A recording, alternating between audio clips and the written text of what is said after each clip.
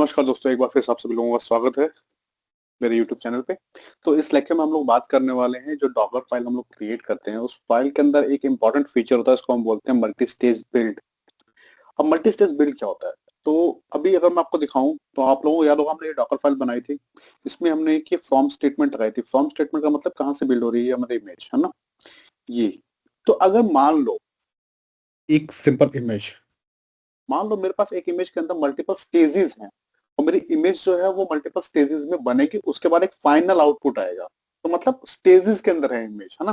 तो उसको बोलते हैं मल्टीपल स्टेजेस, जिसमें मल्टीपल फ्रॉम स्टेटमेंट होंगी। तो multiple stage builds in a docker are advance feature. तो ये एडवांस फीचर है of docker files that allows you to create smaller optimised docker images by using docker stages during the image building process. तो multiple stages को ये use करता है। अब multiple stages में मल्टीपल फ्रॉम स्टेटमेंट होंगे।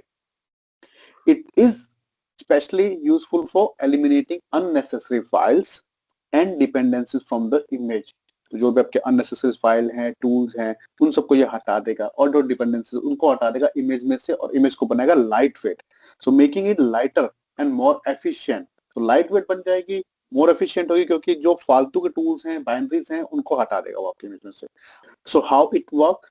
In a multi-stage build, you define multiple stages in a single Docker file. Each stage can have its own form directive.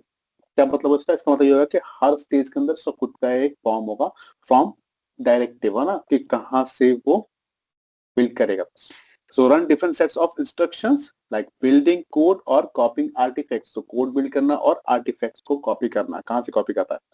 Only the necessary files from intermediate stage are copied to the final stage। तो ऊपर से मान लो 4 stages हैं, तो जो final stage में वो क्या करेगा? फाइनल वो सिर्फ नेसेसरी फाइल्स, डिपेंडेंसी, टूल्स को ही कॉपी करेगा, बाकी सबको छोड़ देगा। Which ensure the final image contains only what is required to run the application. तो ये इंश्योर करता है कि जो फाइनल आपको जो इमेज मिलेगी वो सिर्फ वही चीजें कंटेन करेगी इमेज के अंदर जो आपके एप्लीकेशन को रन करने के लिए रिक्वायर्ड है। Simple to understand. अब यहाँ पे एक एग्जांपल दिया मैंने आप लोगों के लिए। सो here is the example of a multi-stage Docker file for a Go application। So Golang use कर रहे हैं यहाँ पे। स्टेजेस देखो, स्टेज 1 है build application from Golang। Go language को यूज कर रहा है, ठीक है, एज अ बिल्डर। बिल्डर से टैग है, ठीक है। तो Golang को हमने डिफाइन कर दिया है कि ये हमारा बिल्ड है। उसके बाद वर्किंग डायरेक्टरी सेट की स्लैश ऐप, आप कुछ भी नाम दे सकते हो। उसके बाद कॉपी करे, फिर कॉपी पाथ दिया हमने, रन करे, गो मोड को मॉड्यूल्स जो है उसको डाउनलोड करे, फिर कॉपी करे। इसी तरह से अगर मैं नीचे आता हूँ, स्टेज 2 में आता हूँ, तो स्टेज 2 के अंदर देखो आप, create the final run time image, ठीक है, फ्रॉम एल्पाइन लेटेस्ट, है ना। तो अब ये दूसरी स्टेटमेंट आ गई यहाँ पे, ये दूसरी स्टेटमेंट आई स्टेज 2 के अंदर। फिर वर्किंग डायरेक्टरी चेंज हो गई, फिर कॉपी फ्रॉम कहाँ? Copy from builder. बिल्डर कहाँ है? बिल्डर देखो ऊपर है, ये पहला स्टेज था, है ना। तो गोलैंग से कॉपी करे इसको। तो इस तरह से स्टेज 2 के अंदर हम कहाँ से कॉपी कर रहे हैं? ठीक है, हम कॉपी कर रहे हैं बिल्डर से। कहाँ पे? स्लैश ऐप, माई ऐप के अंदर, ठीक है। माई ऐप किसकी है? जो स्टेज आपका ये देखो लास्ट फाइनल आउटपुट आएगा वो माई ऐप आएगा, है ना। उसको कॉपी कर रहे हैं यहाँ पे, फिर एक्सपोज कर रहे हैं उसको पोर्ट 8080 के ऊपर। तो इस तरीके से आप अपनी मल्टी स्टेज इमेज क्रिएट कर सकते हो एडवांस डिप्लॉयमेंट के लिए, अगर आपके पास एक से ज्यादा डायरेक्शंस हैं, डायरेक्टिव्स हैं। तो अभी अपने उसको चेक करते हैं कैसे काम करेगा। तो हम अपने लैब के अंदर चलते हैं, आपको याद होगा। तो हम लोगों ने ये सिंगल डॉकर फाइल बनाई थी, ठीक है। फिलहाल मैं क्या करता हूँ, मैं इस डॉकर फाइल को कर देता हूँ यहाँ से डिलीट। उसके बाद अब मैं आ गया हूँ अपनी एप्लीकेशन के अंदर, और ये जो मेरे फोल्डर्स हैं इनको मैं करता हूँ वापस से अरेंज, ठीक है। अब मेरी मेन ऐप है सैन ऐप, जो आप लोग देख रहे हो। मैं इसी पे राइट क्लिक करता हूँ और न्यू फाइल बनाता हूँ यहाँ पे,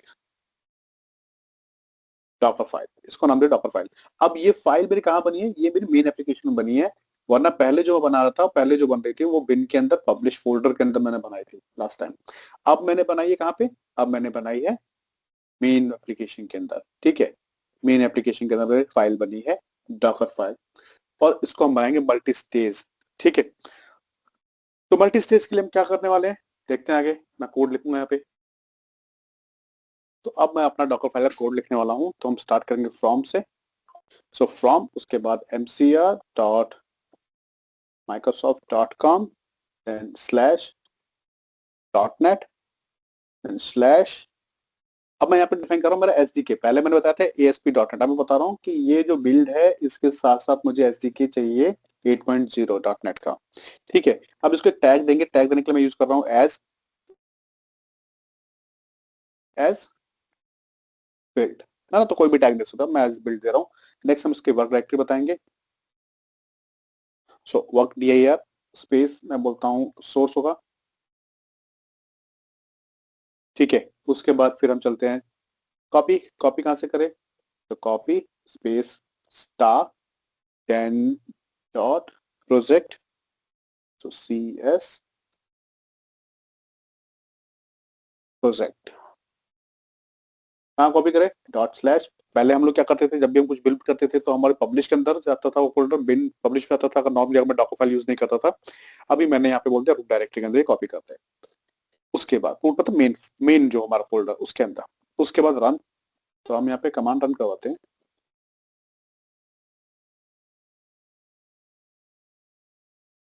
रन डॉट नेट रन करें।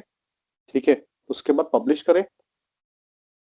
पब्लिश करें एप्लीकेशन को -C, अपनों को याद होगा कमांड, तो -C रिलीज स्पेस -O, और इस बार मैं नाम दे रहा हूँ फोल्डर का आउट, कि आउट फोल्डर के अंदर इसको ये पब्लिश करे। ठीक है, पहले कहा जाता था वही बिन पब्लिश में, अब जो है डायरेक्ट वो आउट फोल्डर में इसको पब्लिश करे एप्लीकेशन को। तो ये की पहली स्टेज। ठीक है, तो उसके बाद हम अब दूसरी स्टेज में आते हैं इसके अंदर। दूसरी स्टेज जो है, मैं यहां से 10वीं लाइन से स्टार्ट करता हूं।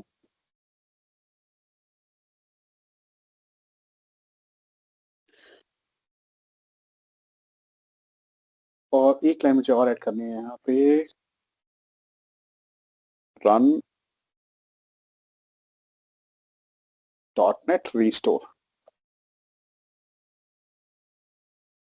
इसके बाद चलाएंगे हम लोग रन .NEट रिस्टोर। ठीक है, और यहाँ पे एक लाइन और ऐड करनी थी, कॉपी डॉट डॉट कॉपी करें और पब्लिश कर दे ये। अब अपने इसके बाद आते हैं अपने नेक्स्ट नेक्स्ट स्टेज के ऊपर। तो नेक्स्ट स्टेज में बोलता हूँ फ्रॉम, कॉपी कर लेता हूँ यहाँ से, यहाँ तक का पाथ यहाँ पेस्ट कर देता हूँ। और अब हम पहले वाली ये एप्लीकेशन जो हमने यूज की थी, सो mcr.microsoft.com, जो बिल्ड पहले वाला यूज किया था, .NET ASP.NET कॉलन 8.4। ठीक है, उसके बाद इसकी वर्किंग डायरेक्टरी, तो work dir working directory /app बोल देते हैं। फिर उसके बाद कॉपी करें, कहाँ से कॉपी करें, फाइनल जो कॉपी करें ये कहाँ से करें, double hyphen from equals to build से। तो जैसे हमने अभी एग्जांपल देखा था गोलैंग से, अभी ये हमारा पहला टैग क्या है, बिल्ड है। तो ये पहली स्टेज है। जब ये पहली स्टेज कंप्लीट हो जाएगी, ठीक है, तो फाइनली ये क्या करेगा, एप्लीकेशन को जो डॉकर इमेज है उसको बनाएगा। डॉकर इमेज को बनाएगा तो ये कहाँ से बिल्ड कर रहा है, उसको कहाँ से कॉपी कर रहा है, बिल्ड से कॉपी कर रहा है जो पहले बना हुआ है। सोर्स क्या होगा, तो देखो यहाँ पे इसका आउटपुट जो है, तो मैं बोल रहा हूँ सोर्स, हमने सोर्स ही फोल्डर दिया था, सोर्स। उसके बाद वहां से आउट में डाल दिए। ठीक है, स्पेस सोर्स और आउट। तो ये यहाँ पे देखो वर्किंग डायरेक्टरी सोर्स थी और आउटपुट इसका आउट में था, तो सोर्स आउट और कहाँ पे, मेन फोल्डर के अंदर, डॉट का मतलब मेन फोल्डर में जाए। एंट्री पॉइंट स्पेसिफाई करेंगे अब,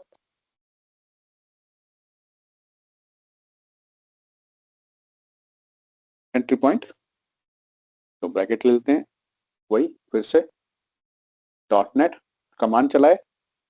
ठीक है, कॉमा, उसके बाद फिर से कोड, और कोड के अंदर अपनी एप्लीकेशन का नाम, जो DLL फाइल का नाम होता है, senapp.dll। ठीक है, ये हो गया हमारा कोड अब रेडी। जैसे ही रेडी हो जाएगा, मैं कुछ चेंजेस करने वाला हूं, तो मैं अपना चलता हूं पेजेस के अंदर और इंडेक्स फाइल के अंदर। यहाँ पे मैं लिख देता हूं डेमो ऑफ, एक सेकेंड, गलत जगह पे टाइप कर रहा हूं मैं, demo of multi stage, demo of multi stage, ये लिखा मैंने। और अब कर देते हैं सेव, जो भी हमारे चेंजेस थे उसको सेव कर देते हैं। Save all, done. तो ये देखो डॉकर फाइल। अब अपने चलते हैं टर्मिनल के ऊपर और इसको करते हैं बिल्ड। तो मैं हूं अपने मेन फोल्डर के अंदर, यहाँ से मैं अपनी एप्लीकेशन चलता हूँ cd SANAP।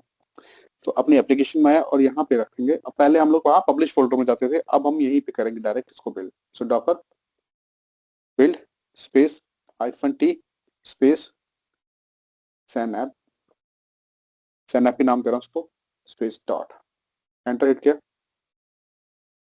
तो अब ये हमारी डॉकर इमेज बना देगा जिसमें हम मल्टीपल स्टेजेस हैं।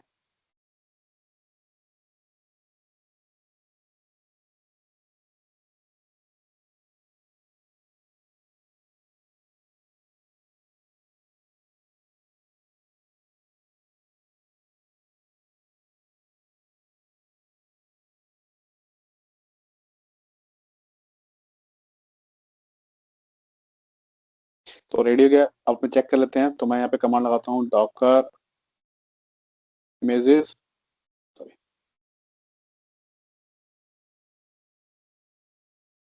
इमेजेस। तो यहाँ पे हमारे पास एक SANAP है, लेटेस्ट इमेज है, टाइम देख लो आप लोग 20 सेकेंड पहले ही बनी हुई है। अब इस इमेज को यूज करते हुए अपने कंटेनर आते हैं। डॉकर रन -d, बैकग्राउंड में -p, पोर्ट नंबर कितना हो इसका, पोर्ट 80:8080, आप लोगों को याद होगा। देन ऐप का नाम सेन ऐप, रन कर दो इसको। इमेज का नाम था SANAP। तो ये रन हो गया, चेक कर सकते हो आप डॉकर PS। ठीक है, आप चाहो तो डेस्कटॉप पे भी जाके चेक कर सकते हो, ये चल रही है हमारी एप्लीकेशन। ठीक है, लोकल होस्ट में भी चेक कर सकते हो। तो अगर अपने ओपन करते हैं लोकल होस्ट, तो एप्लीकेशन रनिंग है, ये देखो। Welcome to Sanjay's online classes, demo of multi stage. That's how you will create multi stage docker image file. अगले लेक्चर में हम लोग बात करने वाले हैं कैसे हम लोग एक एप्लीकेशन और एक डेटाबेस, एक एप्लीकेशन कंटेनर और एक डेटाबेस कंटेनर बनाएंगे और कनेक्ट करेंगे अपने एप्लीकेशन के लिए। तो मिलते हैं नेक्स्ट लेक्चर में।